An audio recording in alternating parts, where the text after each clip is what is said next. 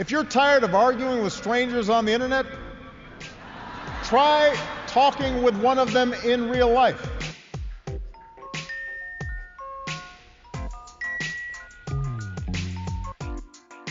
Welcome to Back in America, the podcast.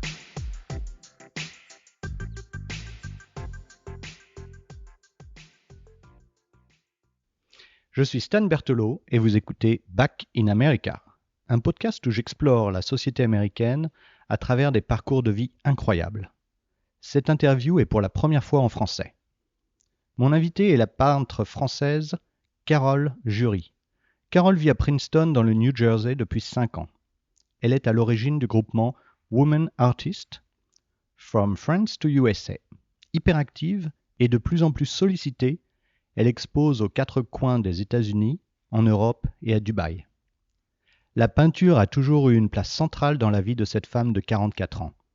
Mais l'art restait un hobby, une passion, jusqu'à son installation à Princeton, avec son mari Kamel et ses 3 enfants. Avant de signer sa lettre de démission, Carole était responsable de la communication d'une grande entreprise de l'industrie chimique. Et pour elle, l'idée de rester à la maison, loin de ses racines, et sans sa propre identité, était une perspective inédite et difficile. Lorsque nous avons préparé cet entretien, Carole m'a dit « Je suis devenue la femme de mon mari. Ne plus avoir de profession, c'était comme perdre mon identité. » En effet, d'après le baromètre humanislepetitjournal.com, seuls 14% des professionnels envoyés à l'étranger sont des femmes, qui partent en solo pour un tiers d'entre elles.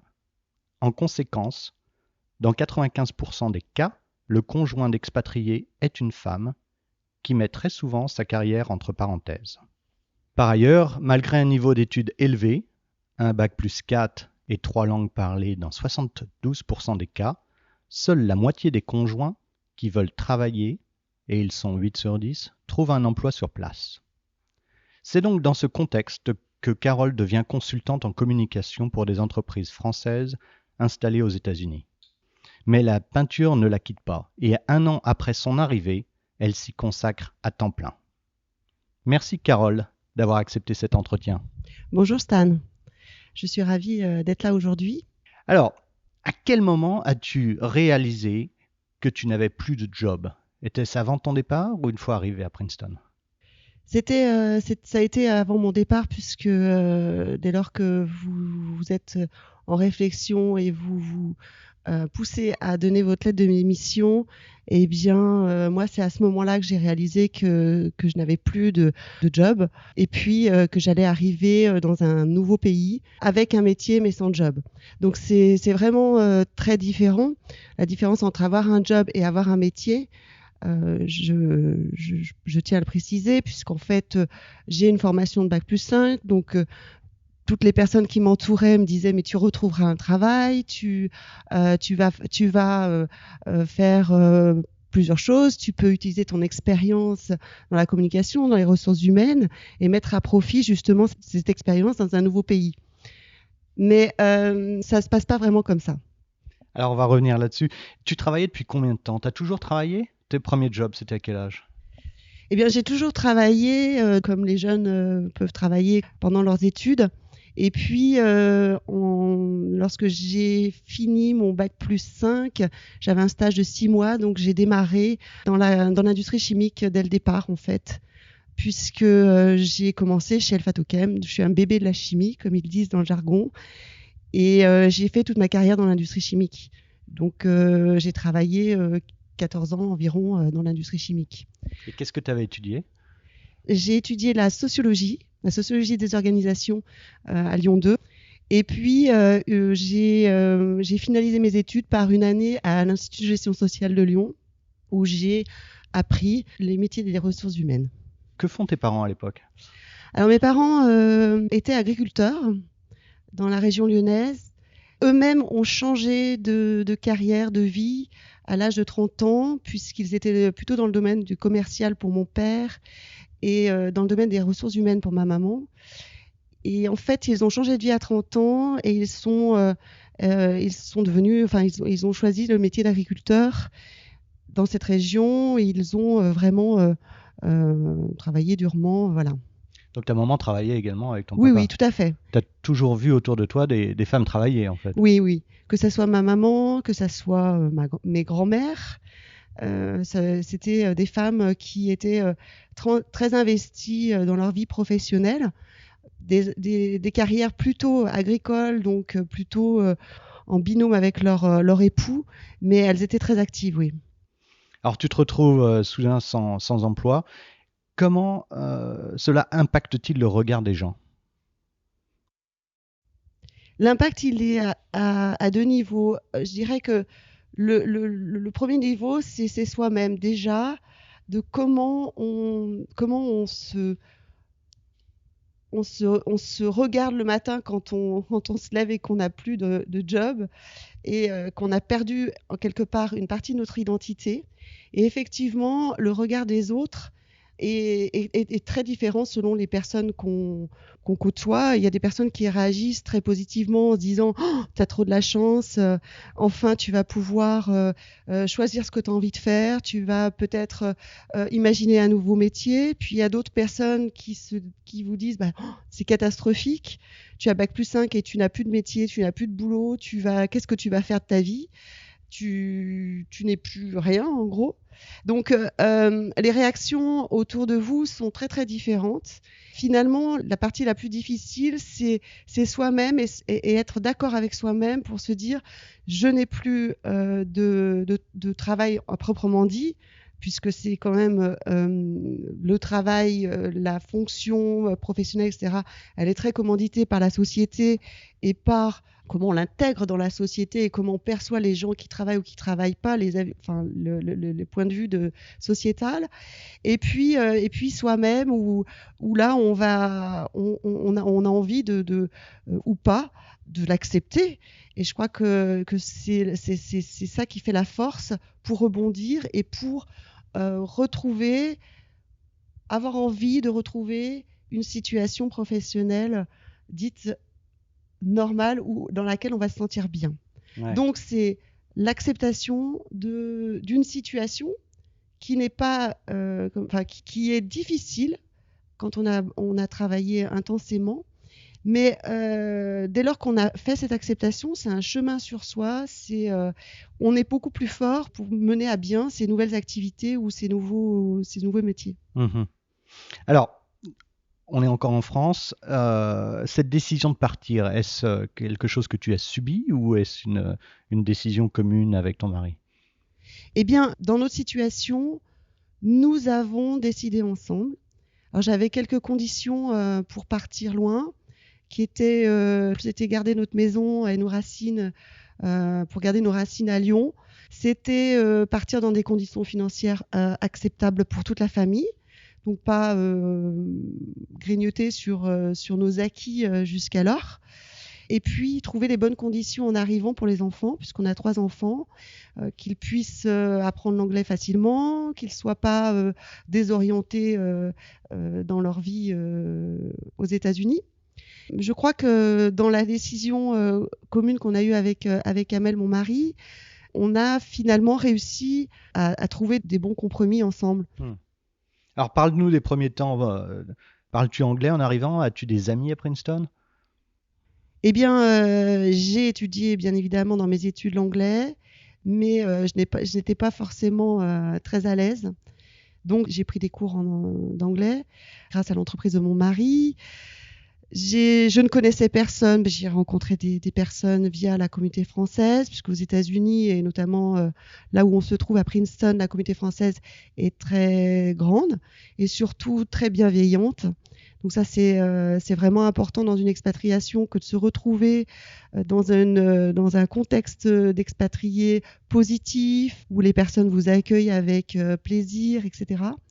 Finalement, cette première étape dans l'expatriation qui est d'arriver, de rencontrer des personnes, etc., c'est très bien passé. Mmh. Et les enfants ? Et les enfants également, puisqu'ils ont été scolarisés rapidement à l'école française, à l'école franco-américaine de Princeton. Et de là, les enfants ont une capacité d'adaptation phénoménale. Donc, ils se sont tout de suite retrouvés à l'aise. D'accord. Je me souviens la première fois qu'on s'est rencontrés, tu as rapidement et très fortement insisté sur le fait que tu travaillais. À l'époque, tu étais consultante. Comment vivais-tu cette nouvelle vie? Quand je suis arrivée, au bout de 2 mois, il y a un ancien collègue d'Arkema qui m'a contacté et qui m'a dit est-ce que tu serais disponible? J'ai vu sur Facebook que tu étais aux États-Unis. Est-ce que tu serais disponible pour me filer un coup de main dans mon entreprise? Et donc j'ai tout de suite accepté parce que c'était très très important pour moi d'avoir une activité professionnelle. Je voulais pas finalement qu'il y ait de rupture entre ce que je faisais en France et ce que je faisais et ce que j'allais faire aux États-Unis. Du coup, effectivement, j'avais envie de dire oui, je travaille. Parce que j'ai finalement jamais arrêté d'essayer de travailler. Cette envie de dire je travaille, c'est aussi se donner une sorte de... Alors c'est complètement fake, mais ça fait du bien de dire aux autres oui, j'ai une activité, oui, je fais ça. Mhm. Et c'était le cas, hein, puisque j'ai aidé aussi des startups dans leur construction de leur stratégie de communication. Donc, j'étais active. Mais pas active de la même manière qu'on peut l'être, que je pouvais l'être en France. Et tu crois que pour une femme, c'est d'autant plus important, une femme qui a travaillé, de continuer de dire finalement je travaille. Non, c'est un choix. Il y a des femmes qui acceptent très bien de faire une rupture dans leur vie professionnelle, d'accepter d'être à la maison et d'avoir d'autres activités, qu'elles soient associatives, des activités avec leurs enfants. Ça, je pense que c'est tout à chacun de décider ou de prendre les choix qui vont être les plus Mhm. adaptés à soi-même. Alors, à quel moment as-tu décidé d'arrêter la com pour te consacrer à l'art? Qu'est-ce qui a été le déclencheur? Ce qui s'est passé, c'est qu'en fait, j'ai commencé de vendre des toiles par le plus grand des hasards, puisque j'ai participé à une silent auction à l'école franco-américaine et j'ai proposé une de mes toiles que j'avais faite aux États-Unis. Donc on est arrivé en septembre 2014 et la toile a été présentée en avril 2015. Et de là, cette toile a été vendue. Et puis, j'ai eu l'opportunité de faire quelques petites expositions et de vendre des œuvres. De fil en aiguille, je n'avais plus le temps de travailler en tant que consultante en communication. Il a fallu que je fasse un choix. Mhm. Et ce choix, je l'ai fait au regard du plaisir que je pouvais avoir à peindre, de voir que mes œuvres plaisaient, etc., etc. Voilà comment j'ai commencé. D'accord. Alors, revenons encore une fois en arrière à ton enfance. Tu aimes la peinture. Quand est-ce que ça a commencé? Petite, est-ce que déjà tu dessinais? Alors, je dessinais, je bricolais beaucoup. C'est-à-dire que je m'amusais à fabriquer des boîtes, peindre des boîtes. J'étais beaucoup dans les boîtes d'ailleurs. Je faisais beaucoup de dessins, des collages, des superpositions de matières, etc. Tu faisais partie d'un club, tu prenais des cours? Pas du tout. Je faisais ça complètement seule. Ouais. Et puis dès le lycée, j'ai pris l'option art que j'ai passée au bac. Donc c'est vrai que cette option était un petit peu particulière à l'époque, puisque j'ai dû même changer d'établissement pour pouvoir suivre cette option. Et finalement, c'était pas quelque chose qui m'a été imposé. C'est vraiment un choix. Mes parents ont essayé avec moi et ont trouvé avec moi le bon établissement pour que je fasse cette option. Mais c'était simplement une option. Ils en pensaient quoi? Ils pensaient que j'avais envie de le faire par goût, mais ils n'avaient jamais imaginé avant ça que je puisse un jour peut-être en faire mon métier. Et à l'époque, tes influences artistiques, c'est quoi? Tu vas à des expos, Pas du tout. tu lis, Alors,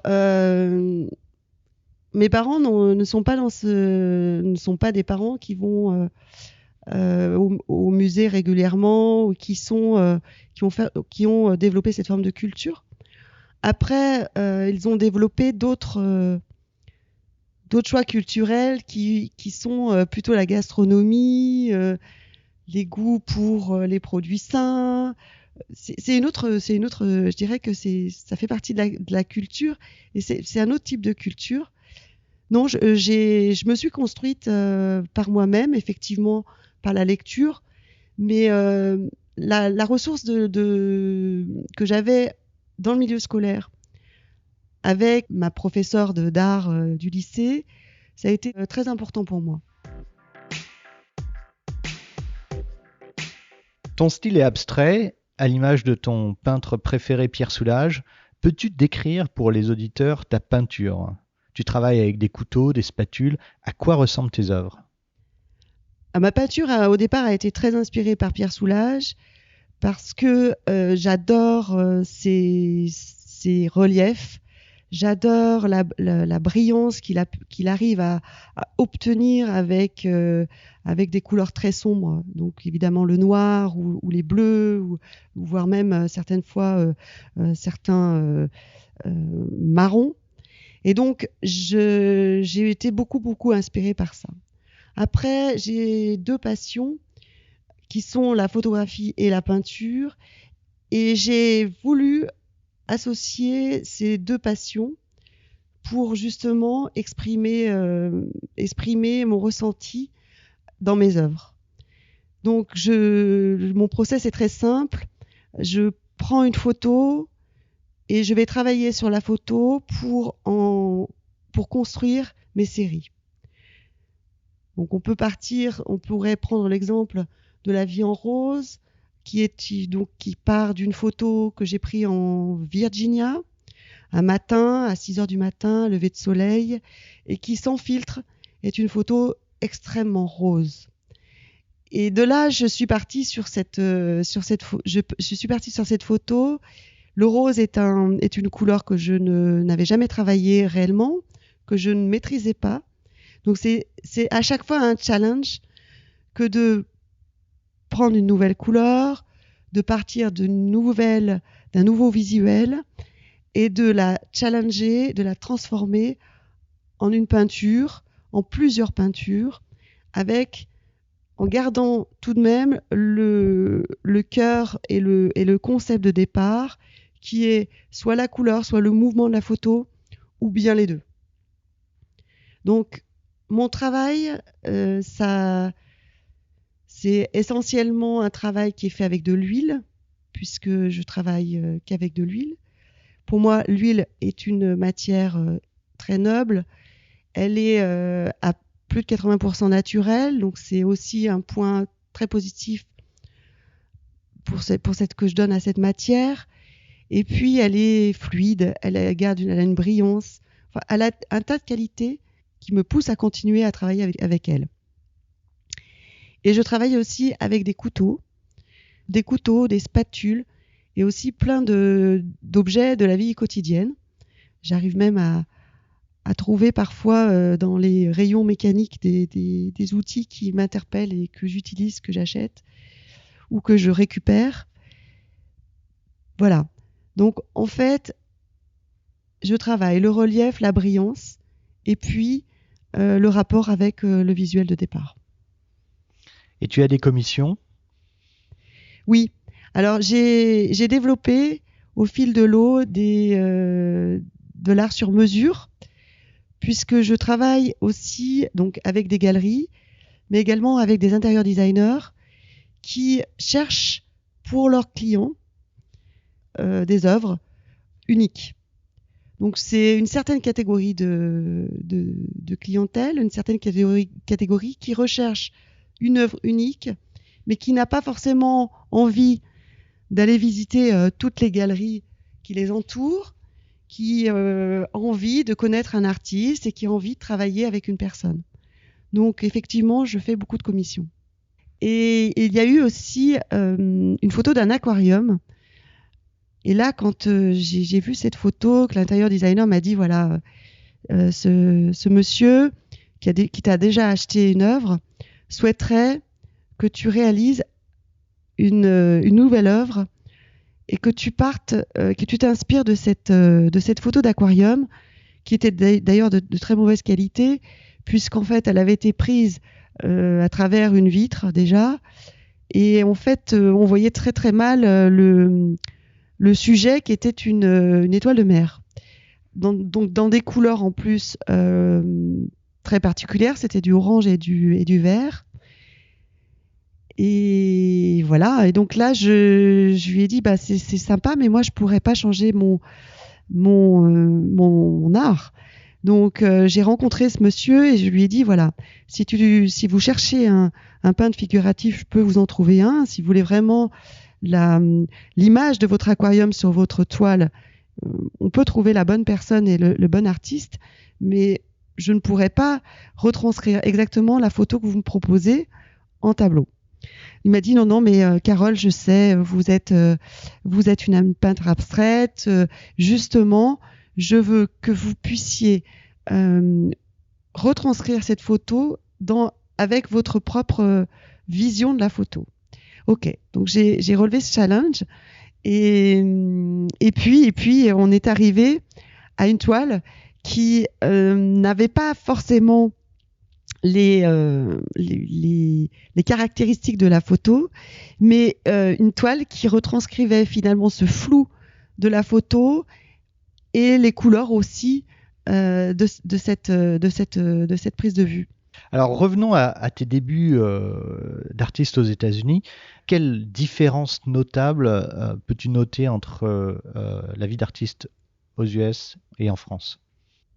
Aux États-Unis, c'est assez facile de pouvoir construire une nouvelle vie professionnelle. Donc on en revient à ça. C'est facile de créer une entreprise. C'est facile d'être auto-entrepreneur.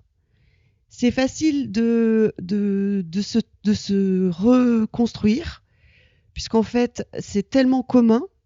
Les gens, les Américains ont parfois 10 ou 15 carrières dans la même vie, dans des métiers complètement différents. Pour les artistes aux États-Unis, il y a plein d'associations ou d'organisations qui prennent en charge ou qui proposent à les artistes indépendants de construire une carrière ou de commencer une carrière. Mm-hmm. Je ne peux pas dire si ça existe en France ou pas. En tous les cas, ici, c'est très commun. Et alors, qu'est-ce qui t'a lancé, toi, aux États-Unis? Avec quelle galerie as-tu travaillé? Qu'est-ce qui t'a permis d'exposer tes premières toiles? Donc, le premier facilitateur quand j'ai démarré a été la communauté française. Elle a été extraordinaire. Elle m'a beaucoup soutenue. Elle me soutient encore d'ailleurs. Alors, elle m'a soutenue en venant à mes expositions. Elle m'a soutenue en achetant des œuvres, en étant très, très bienveillante avec moi. Donc ça, c'est très important. Et puis, 2 rencontres assez déterminantes. La première, ça a été, c'est deux rencontres d'ailleurs qui font partie de la communauté française. La première avec French Wink, donc qui est une organisation basée à New York qui vise à promouvoir les produits français aux États-Unis, mais notamment à New York, de jeunes personnes très très dynamiques qui ont mis cette organisation en place et qui m'ont accueilli aussi au sein de French Wink et qui m'ont coopté avec la galerie Hazard Gallery, donc qui est une galerie à New York. Et puis la deuxième rencontre aussi très déterminante a été la rencontre avec la manager d'un établissement de beaux concepts à Princeton qui m'a en fait exposé dans son showroom. Sans ça, je ne sais pas ce qu'il en serait de mon art aujourd'hui. Et comme dans tout métier aujourd'hui, les réseaux, les rencontres sont souvent des facteurs très importants dans la réussite ou dans l'évolution de son métier. Donc tu es lancé par la communauté française qui te soutient. Ceci dit, être artiste, j'ai l'impression, demande un sacré sens du business et du marketing. Est-ce que tu peux en parler? Et Et c'est contre-intuitif parce qu'on imagine souvent que l'artiste est un doux rêveur qui se perd dans son art, mais c'est loin d'être la réalité, n'est-ce pas? Oui, effectivement. Finalement, là, le monde artistique est très, très business. Donc, j'ai rencontré, comme je l'ai dit, French Wink, après donc la communauté française, et puis Hazard Gallery, et puis j'ai démarché auprès de la Galerie des artistes avec Nicole Bonifay qui m'aide et avec laquelle je travaille toujours. Ce que j'ai découvert à travers tout ce monde-là, c'est ce rapport au business, ce rapport à l'argent que je sous-estimais complètement. Et dans une entreprise classique ou dite classique, ce business, il est commun. Et finalement, il y a des personnes pour le faire. Il y a des personnes qui gèrent ça, des gens du business qui vont avoir des stratégies de marketing, qui vont vendre, des commerciaux, etc. Et quand on est artiste, on se retrouve à finalement tout faire. Non seulement on doit être au rendez-vous au niveau artistique, c'est-à-dire construire ses œuvres, construire ses séries, construire son œuvre, et puis on doit être au rendez-vous sur tous les autres aspects qui nécessitent beaucoup de temps, comme justement le business, trouver des galeries, faire tout le travail autour du pricing, enfin du prix de ses œuvres, de pouvoir se situer dans un marché, de communiquer, faire beaucoup de communication, de travailler sur son approvisionnement pour que justement les œuvres qui vont être vendues puissent être sur des bons châssis, en respectant des marges qualité quelque part. Voilà, en fait, on est artiste, mais on est aussi un petit peu, je dirais, chef d'entreprise quelque part, parce qu'on gère tous les aspects qu'une entreprise gère au quotidien. Et ça, c'est quelque chose que tu as découvert en le faisant ou tu avais déjà une certaine expérience? Bon, j'imagine que tu avais une grande expérience de la communication et du marketing. Qu'est-ce qu'il en était pour le reste? Quelle stratégie as-tu mis en place pour y arriver? Eh bien, en fait, il y a 2 points que je garde toujours en tête, qui viennent de mon père, qui est quelqu'un qui est un très bon commercial. Il m'a toujours dit, Carole, il faut toujours que tu te rappelles d'où tu viens. Et puis, il faut jamais mettre ses œufs dans le même panier. C'est un petit peu ce que j'ai essayé de faire et que je poursuis d'ailleurs. C'est-à-dire que j'ai essayé au maximum de travailler avec des personnes différentes. Donc des galeries, des particuliers, des intérieur designers, et puis des entreprises, puisqu'aujourd'hui je fais aussi des workshops et je participe à des team building avec certaines entreprises où j'interviens en tant que performeur. Voilà pour ce point-là. Et puis, toujours se rappeler d'où on vient, c'est-à-dire que je suis artiste, je suis pas une grande artiste pour l'instant, je fais ça à mon niveau. Donc, je pense qu'il faut trouver sa place, en fait, au milieu de tout ça. Faut pas prendre la grosse tête et il faut rester soi-même. Et alors justement, ce background en communication, tu l'utilises énormément aujourd'hui pour faire la promotion de ton travail sur les réseaux sociaux. Qu'est-ce que tu peux en dire et quels seraient tes conseils pour d'autres artistes qui sont peut-être moins au fait? Alors, c'est un certain état d'esprit que de s'afficher, de travailler sa communication sur les réseaux sociaux, où les réseaux sociaux ne sont qu'un outil, mais de construire une réelle stratégie de communication. Mais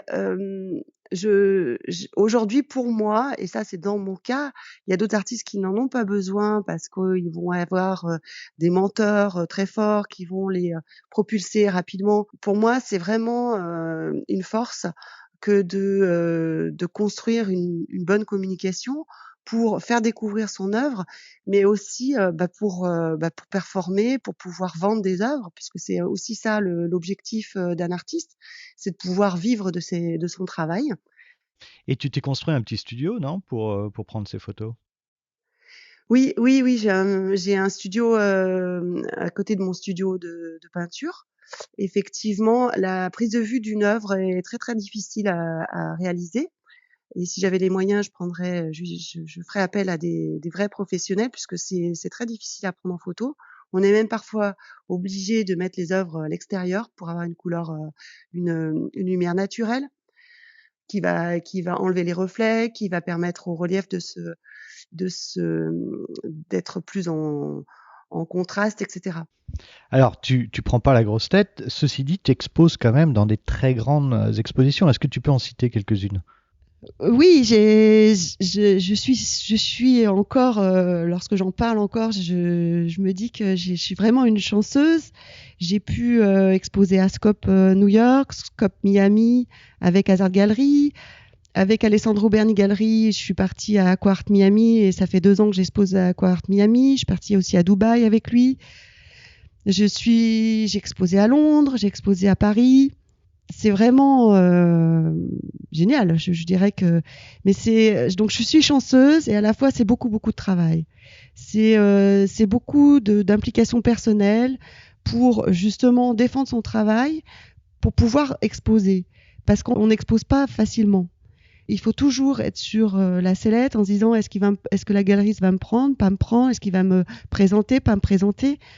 Et c'est toujours une inconnue. On ne sait pas. Donc on va, il faut être présent. Il faut montrer qu'on a des nouveautés, qu'on travaille beaucoup.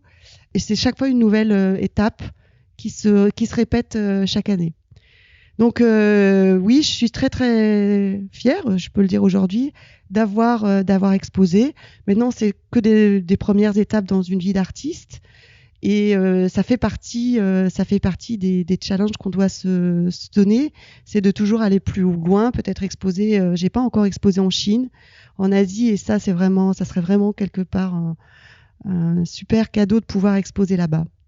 Alors, on vient de parler de justement tout ton travail marketing, commercial. Tu as un sponsor que tu as visité il y a quelques semaines en Angleterre. Est-ce que tu veux en parler? Oui, j'ai un sponsor qui s'appelle Dallaire René, qui est un producteur d'huile. Et il est basé à Londres, à Bracknell, à côté de Londres. Il m'a invité en juillet l'année dernière et puis j'y suis retournée en octobre aussi en 2019. Il me sponsorise, c'est-à-dire qu'il m'offre de la peinture. En contrepartie, on travaille en collaboration sur des nouveaux produits, c'est-à-dire que je travaille avec le patron de la recherche et développement sur des nouveaux produits, mais également, eh bien, je communique sur leurs produits.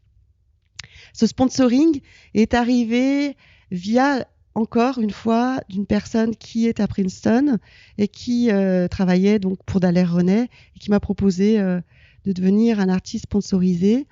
C'est une belle expérience et vraiment une très belle aventure, d'autant que je viens de l'industrie chimique, donc j'ai pu visiter la fabrication et les usines de Dallaire René. Et je prends beaucoup de plaisir de travailler avec eux. Ils sont très professionnels, bien évidemment. J'adore leurs produits et c'est vraiment très intéressant d'avoir cet échange aussi avec les hommes de la science, de l'industrie et puis le monde artistique. Alors, quels sont tes projets pour 2020 et où vas-tu aller chercher ton inspiration en 2020? Eh bien, en fait, les projets en début d'année sont toujours un petit peu flous, puisque en fait, le programme se construit au fil de l'eau en fonction des art fairs qui vont se mettre en place. Ce que je sais déjà, c'est que je vais à Los Angeles au mois de mars pour exposer avec Beau Concept Los Angeles pour la Journée de la femme. Ensuite, il y aura Toulon avec la Galerie des artistes pour une foire internationale à Toulon. Et puis les Hamptons en juillet, Chicago en septembre certainement, et puis évidemment Miami qui est une des art fairs à laquelle je participe depuis 3 ans. Aussi entre tout ça, il y aura une exposition des women artists qui aura lieu très certainement en avril-mai, certainement fin mai plutôt, après la Museum Week à New York. Donc les women artists, c'est vraiment très important pour moi puisque c'est un groupe que j'ai construit en collaboration avec d'autres artistes. Ce sont que des femmes qui sont françaises, des femmes artistes, sculpteurs, peintres. Et donc, ça sera la 3e édition en mai 2020. Nous avons exposé une première fois à Paris, dans le Marais, donc nous étions 3 artistes, Anne de Villeméjeanne, Isabelle Satter et moi-même. Et puis, nous avons fait une 2e édition aux États-Unis, avec une exposition au sein de la Galerie des Artistes et puis une exposition à Manhattan. Donc ça, c'était en octobre 2019. Et en fait, nous allons poursuivre l'itinérance. On revient à New York. C'est une ville assez fascinante pour l'art. Donc, pour les women artists, c'est vraiment très important de prendre toute la place dans cette ville. Et donc, nous reviendrons cette fois-ci avec Rachel Charlie pour la deuxième fois. Donc, Rachel qui est photographe. Gaël Incy Marcel qui est sculpteur et moi-même et certainement une autre artiste que je ne peux pas encore citer pour l'instant. Alors on arrive à la fin de cet entretien. Question que je pose à tous mes invités. Qu'est-ce que représente l'Amérique pour toi ?